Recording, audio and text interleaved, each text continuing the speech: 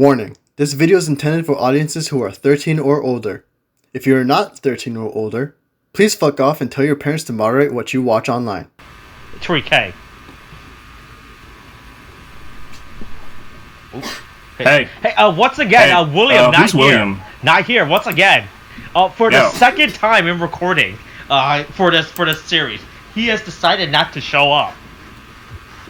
So that puts us at 0 for you, 1 for me, and 2 for William. So I'm winning over William in terms of attendance.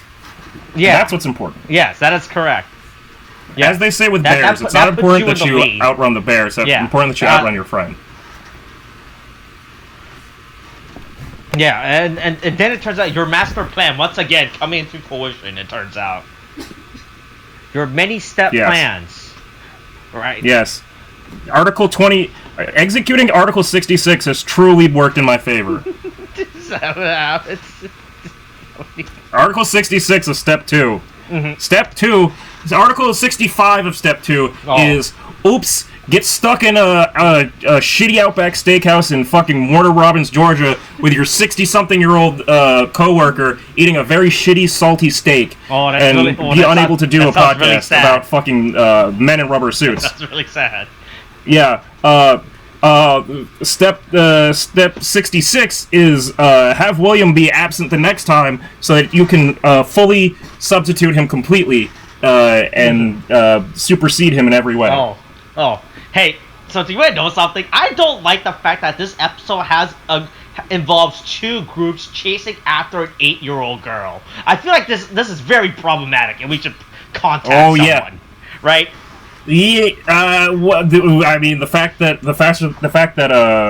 that Master Logos just has a child's bed prepared at the ready is incredibly problematic beyond anything else. Yeah, this is a very, if you think about it, it raises a lot of questions that's been going on, right? It raises more than a lot of questions. The motive behind the show is, in fact, an 8-year-old child that we all have to get, right? Yeah. Right. And then, once again, it goes to the fact that there's too many fractions in this goddamn show. Holy shit. This episode literally has every single fraction on screen at once now. Right? There's a lot of moving parts now. So you have the southern-based team, with our boy Toma and the crew, right? You got Master Logo's side, who's just like, hey, yo, what's up? I want to take over the Earth or some shit, right? You got Ren and Disaster, which are they just formed their own team. They're like, hey, yo, what's up? We're the best buddy teams, right? Right?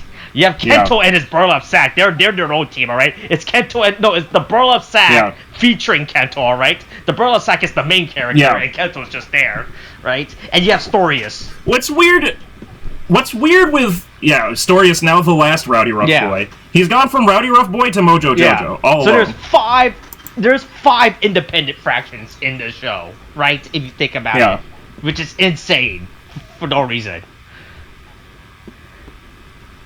Yeah, I gotta say, fucking, what was it? The fact that Kento showed up with that fucking burlap sack, it's not like that's the official uniform of the Reborn. Fucking, Kamijo Daichi, the last Caliber, he didn't have a burlap sack.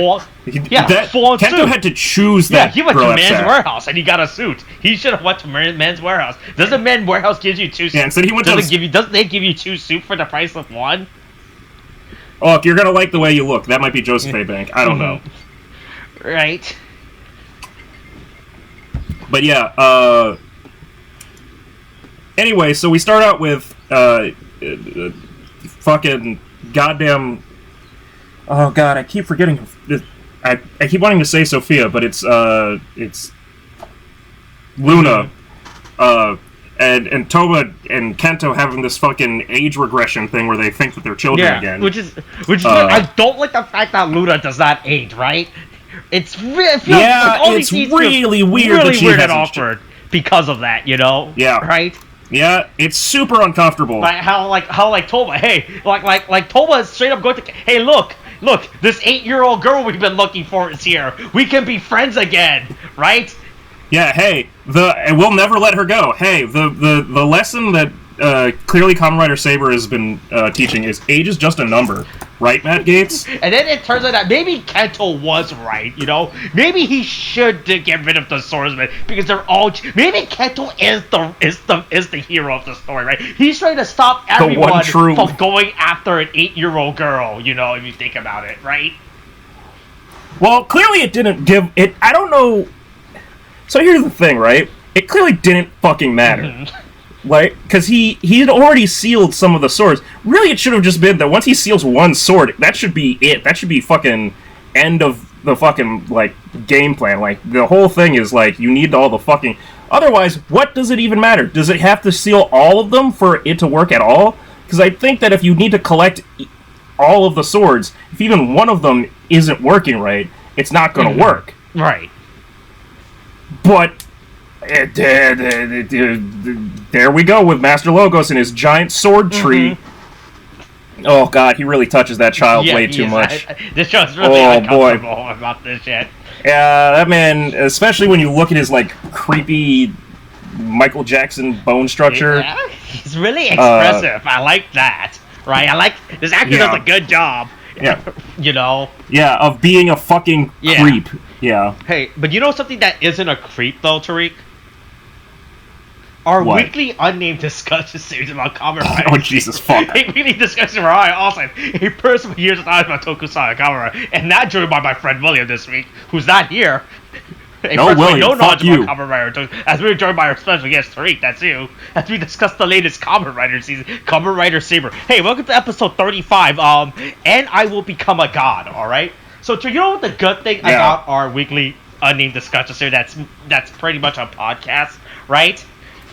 Right, yeah. So I have sometimes this has whole William, since the beginning doesn't. of the series, right? That we do not talk about what sub we use, right? We just talk about the show, right? Yeah. Because it turns out, so Tariq, as you're aware, right? Last week or so, some issues has been going on within the Kamen Rider media base, Western group, where it turns out all the subgroups got cease and desist letter from John Toei himself saying, "Hey, stop releasing releasing our show." I smell what you're cooking. Yeah, he's been aware, you know, right? And then it turns out, according to what I read, dug in, you know, because you know I did a mystery.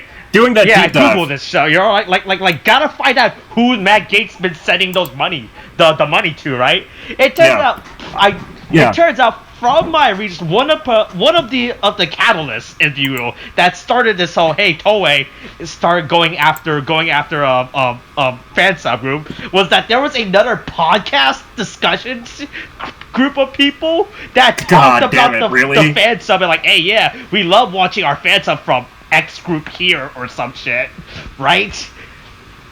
Wow. Apparently, from what I read, that is one of the catalysts. Another catalyst was just some fucking idiot on Twitter tweeting to Toei, "Hey Toei, I love watching Kamen Rider and Super Sentai from X subgroup here." That's also a catalyst. I'm not placing all the blame on that podcast group, right? I'm just saying, based on my research, right? That's a special level of stupid. Yeah, right. Hey Toei, I love illegally watching your shows in the West, you know, right?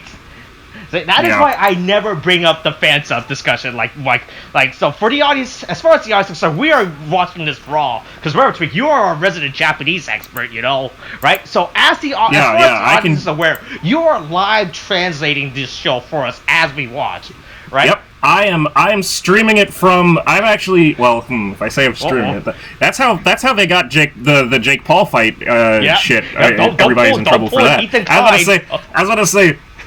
was gonna say, I'm watching it streamed from a friend in Japan. I'm like, well, that doesn't sound better, does it? Yes, it's totally yes. Mm-hmm. We watch all of our stuff live in Japan as Tariq live translate for us, you know. Right? Yep. Right, so I just want to actually do a live interpretation of every scene based on my research about the whole fan sub cease and desist thing. Yeah, right? Trying to figure out what randomly caused this. It turns out Yeah, how did we? Who fucked it up? It turns out Twitter. It was an instigator. Who would have thought Twitter would lead to the downfall of human society and podcasting? Twitter. The two biggest villains on Earth, podcast and Twitter. Yeah.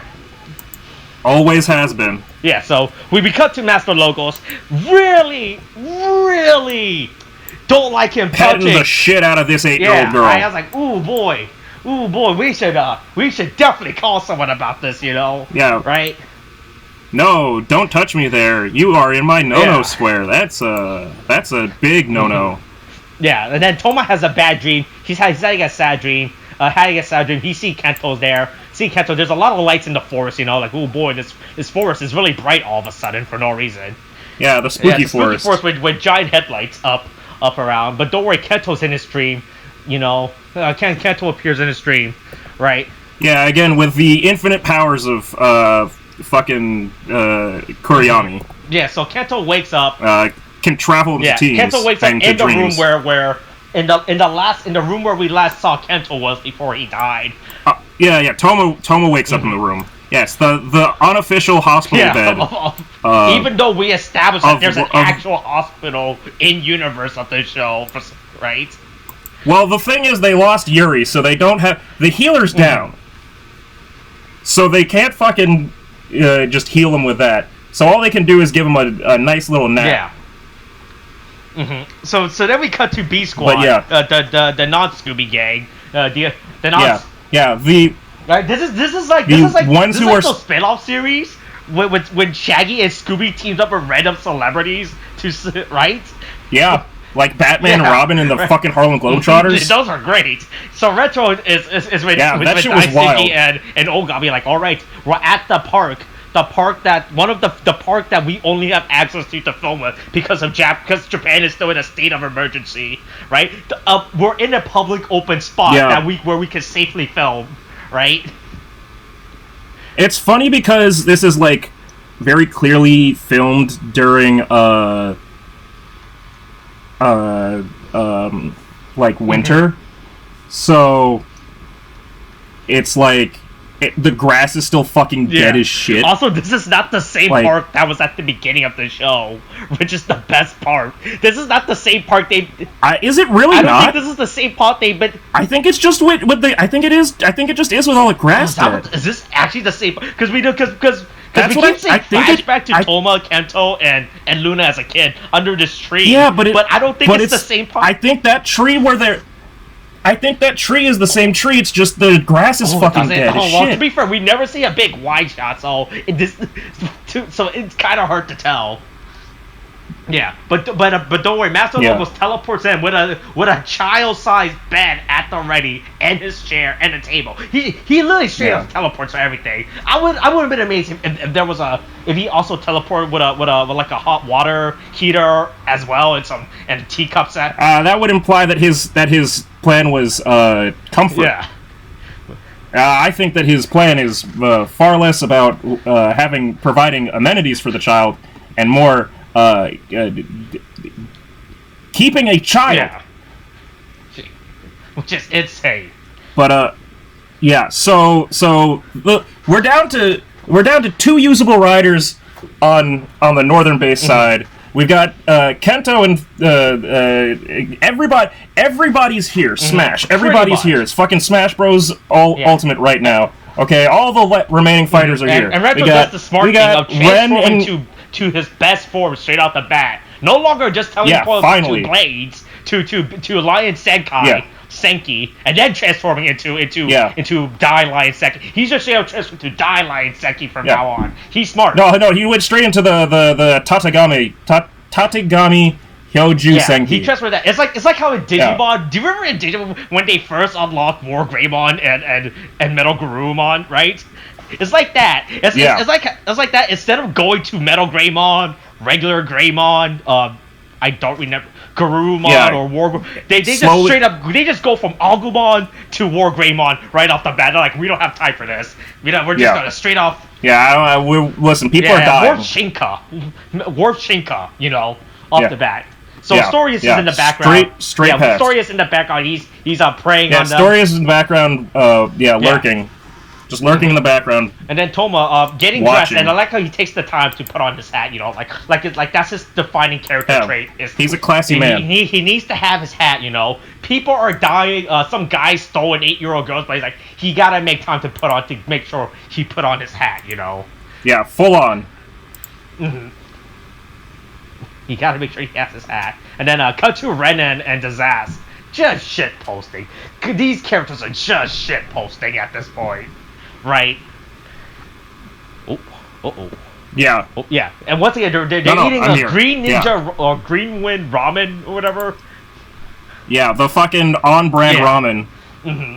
Yeah. So I love Discuses. Discuses just shit posting. So you weren't here last week, so I made the reference that Discuses and Red's relationship is like Eddie Brock and Venom from Venom. That is what their relationship is like, right?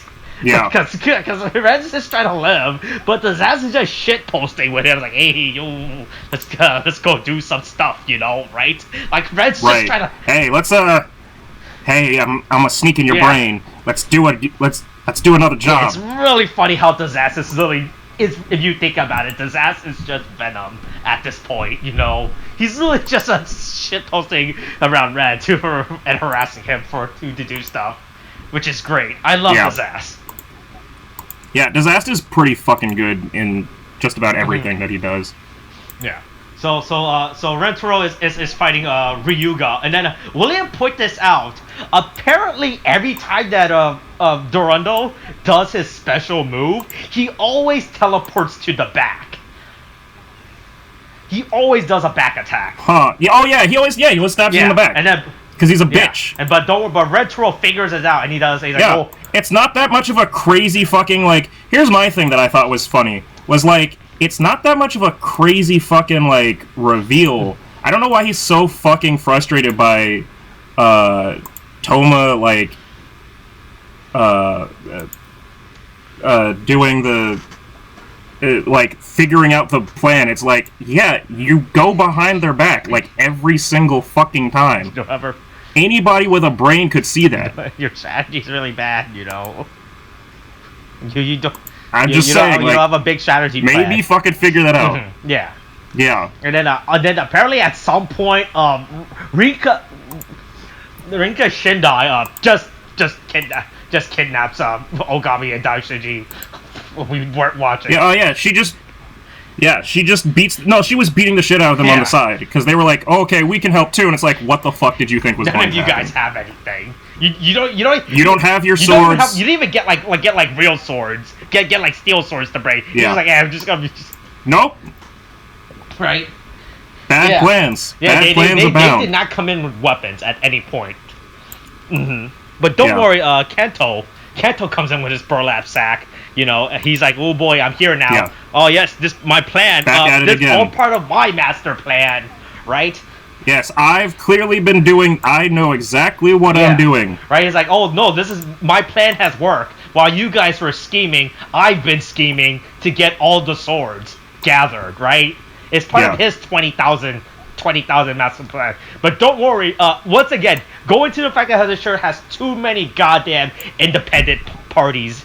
Bahato comes in. Yeah, it's just bot. I'm just saying it's bot. Oh, that's not according to the Wikipedia, where we use their definition for characters to not reveal anything about the show.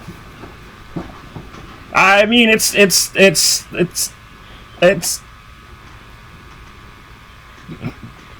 I mean, yeah, I guess. I just feel like. I'm just going with Wikipedia. So let's keep. Yeah, it just seems to be the most likely thing that it's supposed to be Bob. Like, otherwise it would be... It's like the weird... I don't know, man. If it's supposed to be Bahato, that's not a name. That's not a name. Just not a name. Yeah. So Bahato comes in. He does his finisher moves, taking out the Wonder Twins in one hit. Boy, hey, it turns out your ability to go into smoke and Kim Crimson cannot defeat the Phoenix and everything. Right? Yeah. Yeah, so they lose their power. Conveniently, both of their books just drop towards the master, and Oh no, the master has like magneto is that what it hands is? for Is that these what happens? books. He magneto hands the book and the sword. He just grabs them once they fall. Yeah, so he grabs their book. You know, it's like, oh boy, which is all part of his master plan. He was hoping to get beat up and everything. Yeah. Right? They've done their job, which was get their asses beat, I guess. Yeah, so Bahato, so it didn't occur to me until the last episode when he comes back that Bahato's been shirtless this entire time. I never. Oh yeah. I realized that last episode. I was like, was he shirtless in the movie? Yeah, I never realized that until this point that he's just been shirtless this entire time, which is hilarious and great, right? He's got this shirtless guy walking around with a sword. Yeah. Yeah, so then Kento fights Bahato, and it turns out he still gets his ass kicked. Red comes in, trying to do something. Does not work out for him real good. Boy, he gets his ass kicked real quick, you know. He tries to jump in to an actual fight, you know. Like, oh boy, I can do this. I'm a big boy now, right? I can sit at the adult table, right? Nope. Yeah. Straight up gets bodied by both of them. Yep, immediately. Yeah. But Disaster is just there, just like, hey yo, what's up? Just there to watch. He's like, I don't feel like I'm not gonna jump in and get my ass kicked. I'm not gonna jump in to two alpha predators fighting it out. You know, right? He's smart. Disaster knows what's up. He's just watching this. Disaster follows the Ken Watanabe school of fights of going. Let them fight. Let them fight. Just let them fight. And then Ren tries to do something, but it doesn't work out for him. He literally gets stabbed in the back. Holy shit. The dude just straight up stabs him in the back. While he's down, too, right? He gets sliced, and then he gets stabbed in the back as he's trying to get up. Jesus Christ. Yep, just completely fucking dominated. So then more books get added to the sword tree. Right? Yeah. Hey, luckily just in time, forget all this power that Toma worked so hard for. It's time to bring back more movie, insert more movie bullshit stuff. Just in case... And the fucking emotional dragon comes back. Yeah, and then for some reason, people are acting like this is the first time they've seen this, right? They're like, oh, what's this for? I mean, Toma's not. Yeah. I mean, I think nobody other than Toma and Bahato fucking saw it because he was fighting him alone. Because the other characters were in the valley trying to do their own thing, trying to be helpful. Yeah, you're right. It does. Yeah. So hey, we get a what was this dragon called? Emotional. It's emotional dragon. He has all the elements. He has love, courage, and honor now. All the elements that you need to be a good fighter. So he gets that back. We get the movie form back now. Then it turns out that his helmet is different at least. And someone pointed out they don't change the helmet. Yeah. Oh yeah. It's the elemental dragon's helmet apparently. Yep. Yeah. So everyone is impressed by the quote unquote new form, right? Like. Right, that comes out of nowhere. And it just brings up the point of where the fuck was this from the rest of the series if apparently he can... It was waiting for the power of friendship to be needed. Or it only works against Baha for some reason. It can only be someone when Bahato's here. Is that what it is? Yeah. Jesus. I guess so. Yeah, so they have... so they fight. So. They have their little fight, you know, like, well, hey, look, here's the movie form. With his... Yeah. Real quick, Tariq. Yeah, movie form versus movie villain. Real quick. So you've been watching Kamen Rider for a long time, you know, right? William, our friend William, who's not here this episode, not a residential Kamen Rider expert. Is this the first time we've seen the movie stuff integrated into a main series?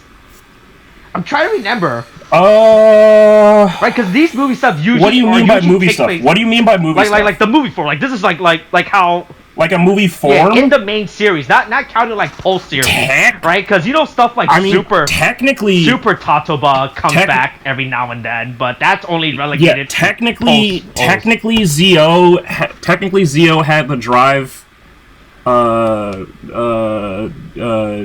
GQ drive or Ride Oh, Watch did it? before. I mean, because they had it and then they didn't explain how they get it until the movie. But that's like the reverse of like a movie thing explaining a plot thing. Right. But I want to say that there was something else. Yeah, because I was trying to think about, like, is this the first time we see the movie stuff gets crossed over into the mainline TV area? Because usually it's the other way around, right? Where movie stuff only takes place either in alternate universe, where they never get bring up again, or they take place post-series, right? Right, so it's really weird. Like, I was thinking about this. Like, what was the... Like, has they done this... Have they done this concept before yet? Well, that's the thing, is, like, with it being... I'm trying to think of which movies I've actually seen and if stuff, because I feel like O's either the like, I feel like some of the armadillo armor or whatever showed up at some point. Yeah, I was thinking about that. Yeah, because I don't remember any of that. And I'm trying to think again, even more like, because I know this happens a lot in Sentai. Sentai does this a lot, where they bring up the movie stuff into the TV universe, right? Right? Yeah, I mean, some of it's so weird though, because it's like, then there's things like fucking Ghost, where like Ghost and Gaim, where like, wait, hey, speaking of Gaim, they had Sentai shit slip in. Can't wait to bring up good Ghost with William. Oh boy, yeah, that's happening. Yeah, because that's something interesting I noticed about this. I was really thinking about this episode, trying to figure it out if it's been done before. Hey, here's the fun thing. With William not here, we're free to rant about the things that could be spoiled, all to our luxury. Hey, how shitty is it that this fucking actor keeps getting fucked over in his roles in Kamen Rider? Like, I wasn't here last week, so I couldn't say it, but like, boy, they really fucked him. Like, that's 2 series in a row where it's just like, well, your character's going to be fucking psychotic and have a dead family and be a villain. And it's like, oh, okay. Is there... Because, like, he goes through fucking shit in Amazon. And then it's like, yeah, if you could just do that again, but, like, a little bit different, that'd be great. And he's like, fuck it, sure. I don't know, I just see that as I just saw that as so fucking, like, so cruel and yet so, like, unintentionally funny. Yeah, it's pretty. It's like they really don't give this actor a break, right? Yeah. It's like I like how it's Sentai, where he's an actual hero character that doesn't go through these issues and everything. I don't know anything about that. In Sentai, he originally played so he played Gold Blue in Go-Go 5, right? Right. Better known as Power Rangers Lightspeed Rescue, one of the better seasons. Oh, that's what that one is? Oh. Yeah, I see. One of the better seasons, because it turns out in that season you can just run into a fight with a gun to solve your day. That's a great season. Yeah. Yeah. So hey, man, but yeah, his all of his characters in Kamen Rider, he really starts losing. You know, it's like, oh boy, and not looking good. You know, right? Yeah. But don't worry. But don't worry. He gets I don't think. Well, hold on. He dies in this episode. So he gets. I mean, he gets returned to his book. Yeah, I guess. Here's the thing that doesn't really get explained, right? So this whole thing has been searching for the Book of Omniscience. Like, they're trying to bring back the Book of Omniscience. And the tablet of contents or whatever, like, whatever that goes for it. But what is the Book of Ruin? And why is, like, it doesn't really explain it. I mean, I guess Yuri explains in the last episode, like, he went for power and Yuri sealed him and the book, but, like, when you'd think that when he respawns, he'd just respawn. I don't know. I don't get it, because it's like, I guess is that the power of the book, or is that the power of his Phoenix book? that lets him respawn? Right. Or is it the power of being trapped in the Book of Ruin? Because I said the Book of Ruin was the book we saw in the quote-unquote movie, right? That was just destroying the Earth, you know, before Toma stopped him. Like, oh boy, hey, stop that, stop killing people, you know, right? Right? Yeah. It doesn't really make a lot of sense if you think about it. But don't worry, Bahato died. He gets Thanos. He's like, oh, I get that. He gets Thanos, so it's fine. You know. Yeah, he is all according to Master Logos' Grandmaster plan. His multi-step plans. Apparently, he's been having. You know, right? Like he apparently he's just like he just has a lot of plans. He's like, oh boy. He was hoping, like in order for his plan to have worked, he would have had for Bahato to come to the fight, had to hope for Red to show up, right? Had to hope for Kento to show up, right? He had to wait for all these third-party elements to come into play, you know, right? It makes no sense if you think about it, right? It's not like he was inviting them, like he sent them all a letter titled to, hey, RSVP to meet up at the park to fight, you know, right? Like, like everyone just happened to show up at the park to fight in order for his plan to work, right? Right. Like, it's really insane. So I've been watching Gargoyles recently, right? Good show, it turns out, right?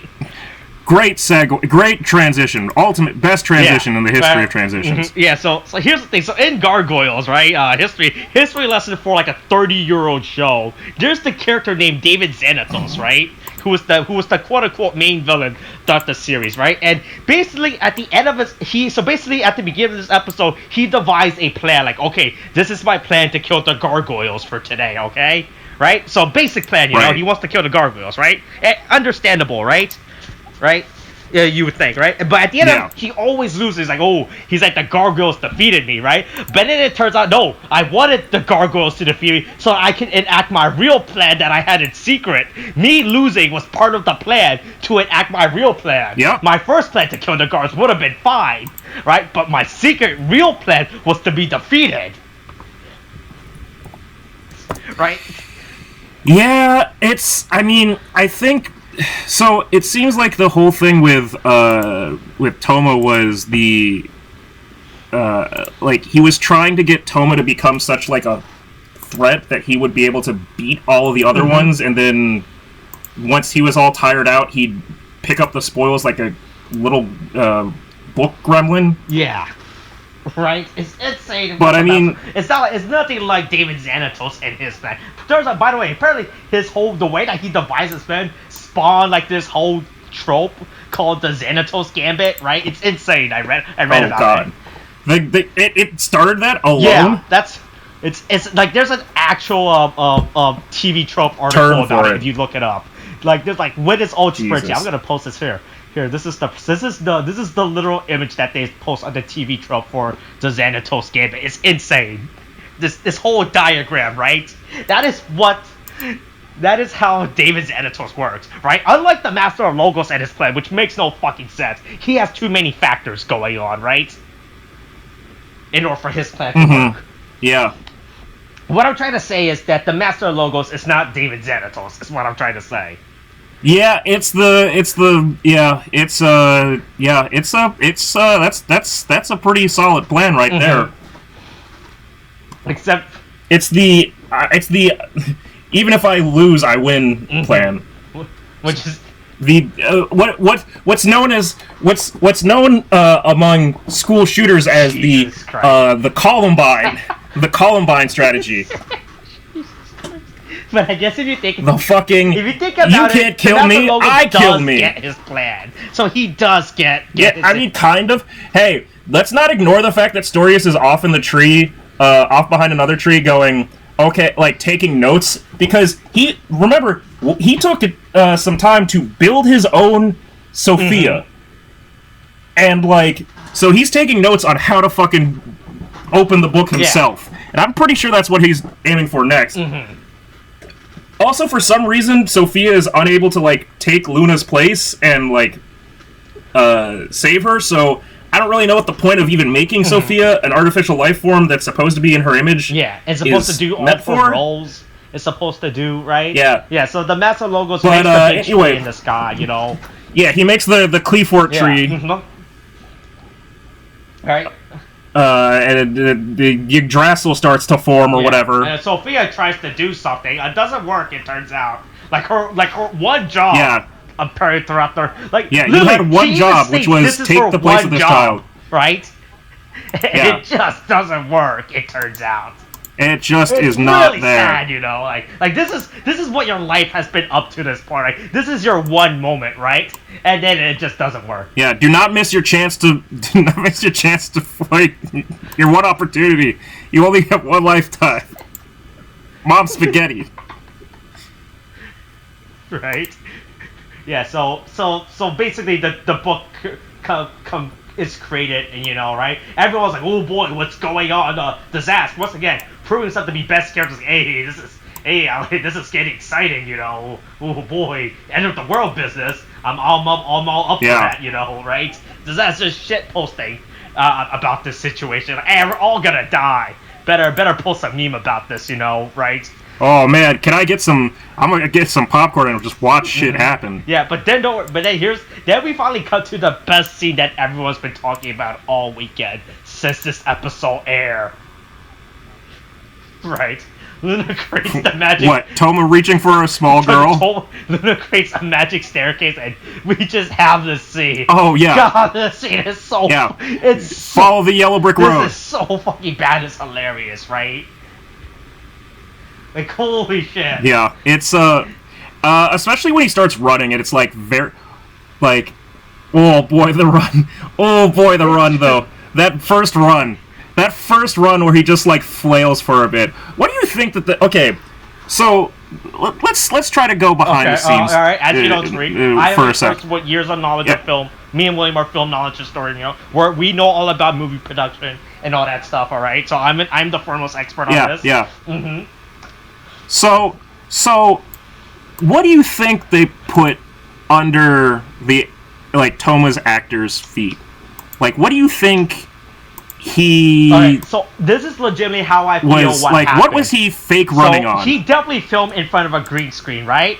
They definitely did not have, like, a... So basically, in fake running scene like this, right? What you would do is, one, you would have, like, an actual elevated... flat screen like you would actually, if you're like a real production company, right, you would make like an actual hill, right, like an actual ramp, right, and have that be covered in green screen and have him run up. Like you're like a whole stage studio and set, right? So that way, you know, when you get the footage to the CG artists, they can do their CG stuff, you know, right? Like if they were a professional film company, like with Disney money, you know, do that Disney Plus, to make your Disney Plus show, right? They would do that, right? So what I assume what they did here, they had Toma, the character actor, the actor from, stand in place on like the shittiest, like the smallest step, like green platform, right? And he just started, hey, imagine you're running, okay? Just imagine you're running, and that's it. And then they just film at an angle. They just film at a downward angle, right? And that's it. Right. And then what they did, and then finally when they got the footage, they gave it to the CG. All right, now, so here's his footage of him running. Just within the footage, so here's the thing in film production, right? You can have a footage move, right? So if you film someone standing in one place, you don't have to. You can actually move the footage around. So then they just started moving the footage of the actor running up at an angle, and then as he run, they descale the image over time, right? Like they just shrank the image as he ran. Right? That is what I assume is happening here. Right? Because they definitely did not film this on, like, an actual ramp or anything. Because this running is so unnatural, right? Like, that is not how you would run. It's really bad. Like, they literally just had him film in one spot. They're like, alright, just pretend you're running. And that's it. Yeah. Alright, so that is my film historian knowledge. That is how I assume what happened. I was just like, that is such a bad run. Like, that can't be, like... What who signed off on that? Who thought that was good? Who was like, who looked at the footage? Who was the like editor who looked at that and went, yeah, that's good. This is good. the best we can do. I can't wait to have this in my portfolio. This is the best we can do with the show's budget, right? Toei did not want to build an actual platform for us to film the afterward. They just told them stand in place, and that's it. So don't worry, Toma grabs a small child, like don't worry, I'll never let go of you, small child, right? Yeah, don't worry about that. Don't tell your parents. Don't tell your teacher or the local authorities. Just it'll be our secret, right? And then you, me, and my friend Matt Gates. And then once again, Kento proving himself to be the master who saw all the future. Was like, I did not see this coming. Wow, I never saw that coming. Yeah. Wow. After I went through a whole episode explaining how I saw all the possible future, right? He's like, oh, wow, did not see that coming for some reason. Right. Which is really insane. Yeah. Yeah, so then Master Logos checks out every single book around the Earth. He gets all the books. Right, to create all the books. He sucks all the books out of the northern base, he sucks all the books out of the southern base. He's just sucking books out. So once again, this goes back to, there's another awkward shot. How apparently the Flamesword Rekka would just happen to be at that location for Toma to pull it out, even though there was no indication of it before, right? Like this is a... Wait, what do you mean? He just randomly reaches out and grabs the sword out, right? Even though we... Out of the... Gate? I mean, he was running up to the all the swords went up into the fucking... Yeah, but it's just funny how he just happened to be the right distance with an arm's right to grab the sword. I'm trying to look. I tried to see where Luna was before he... when he ran up the yellow brick road. He was definitely not behind all the swords. He's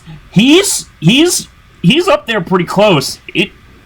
He's nearby a couple of swords, actually. Yeah, it just looks really funny how the scene is just edited. Yeah, no, actually, if you look at it, okay, if you go back to like the 16-minute mark when you see him running up, I see the sword. Yeah, okay. Yeah, it's just pretty funny how he just happens to be with an arm. It was very convenient. It was definitely convenient. It's really convenient, right? That was funny as heck. Yeah, so he grabs his sword, and then turns out Master Logos' plan fails. Like, oh, I took the sword out. Now everything's ruined. All the sword falls out. Yeah, Yuri's back. Everything's ruined except. Everybody pops out. Thank God. Best boy back. Yeah, oh my God. Everyone gets back their sword. After Kanto... Yeah, everybody gets back their swords and they all fix themselves. After Kanto went through that whole episode, like, I'm gonna seal all the sword. But don't worry, we get a meme format. All that work to... We get meme format like Kanto, like, oh boy, he's about to reach Ichizure? Ikazuchi. But it's like, no, I don't want that. I'm gonna pick up Kuriyama instead. The sword of darkness, right? Don't pick up my sword. Yeah. Right. He's like, I don't need this sword, right? But don't worry, Master Logos in his Xanatos Gambit gets his sword because apparently that was his real plan. Yeah, he gets his book, and a sword. Right. So. Boy, sure would. I wonder who Kamen Rider Solomon would be. Oh boy. Damn it, this is the worst part in which William was here, so we can just fucking hit to Solomon again, right? Yeah, it was really funny when it was like... So, when the Wikipedia went like... oh, hey, there's gonna be a new Kamen Rider Solomon, I'm like... to be announced, it's gonna be Master Logos. Yeah. Like, who the fuck else is it gonna be?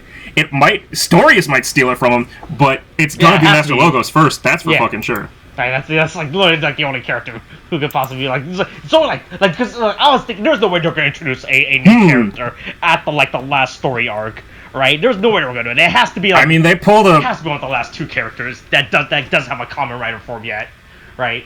But don't worry. It turns out Master Logos failed with his plan. I'm like, oh boy, he didn't complete the book, but it doesn't matter. He got his form. Yeah. But don't worry. Kento gets to hang out with a small child again. And boy, there's a great scene. Yeah, but hold on. When the camera pans to Kento and Luna, right around like the 19-20 minute mark, you see Kento in the background. It's like the funniest thing.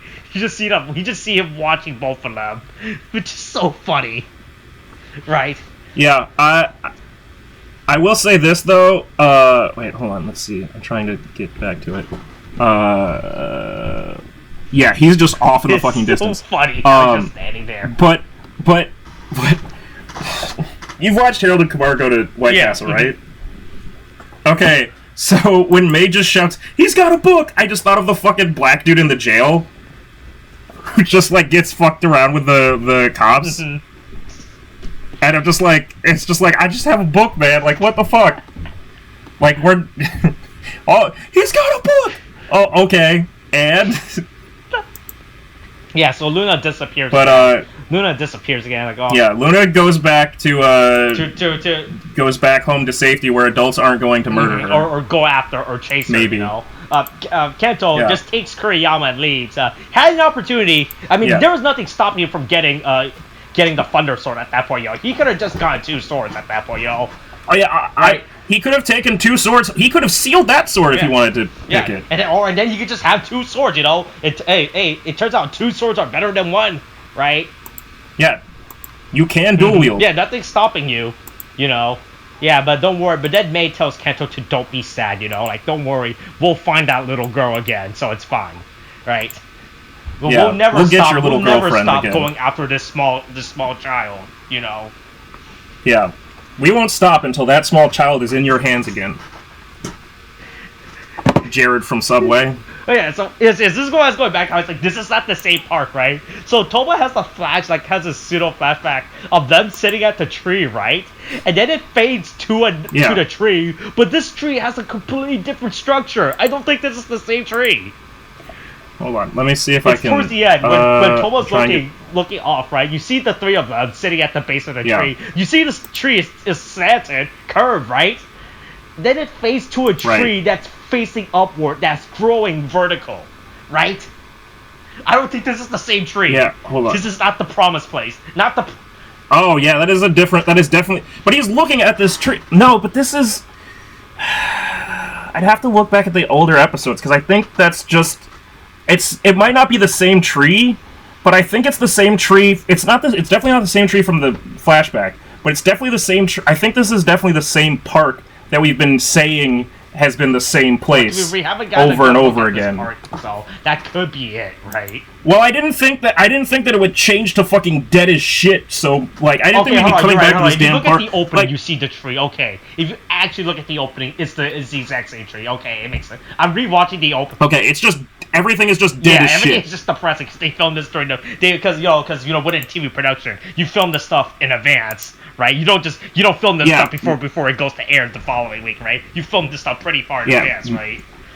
Yeah, maybe you should have thought about that when they should have thought about that with goddamn. Maybe they should have thought about making a park a central set piece, with the fact that they would be filming through winter. Alright, or they could have just... to be fair, nothing was stopping them from CGing the Green Park, you know? They could have just CG'd that park. But then again, I don't think Toei's gonna spend the money to do that, so...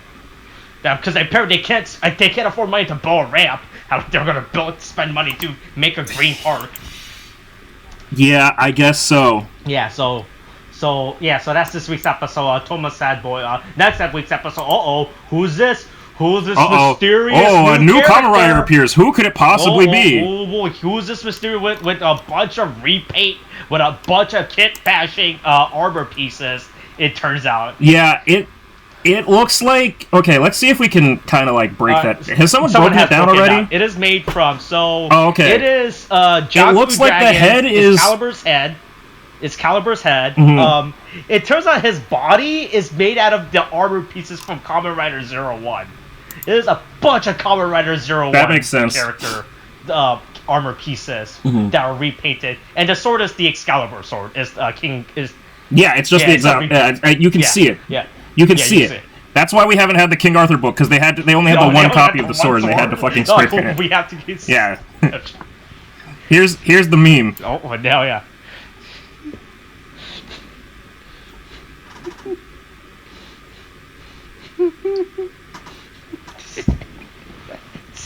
What a life for this actor, right? Hey, boy, things really worked out for him. But hey, the gang's all here next episode. Everybody. Hopefully, maybe next week William will be like Bahato and he'll come back, right? Yeah, arise like the Phoenix. We made that joke last week. We'll make this joke again this week. Yeah, but I didn't make the joke. Yeah. So, all right, that's this week's episode. All right, maybe William will come back next week. Who the fuck knows, right? Or maybe this will from now on be the Austin and Tariq Kamen Rider discussion series. Who knows? Right. Yep. Well, we'll see if I let William live. All right, that's it. If I let him out of my basement or not. All right, that's this week's episode. Coronavirus is still a thing. Wash your hands, wear a mask. Get your fucking shot. Get vaccinated. Bye.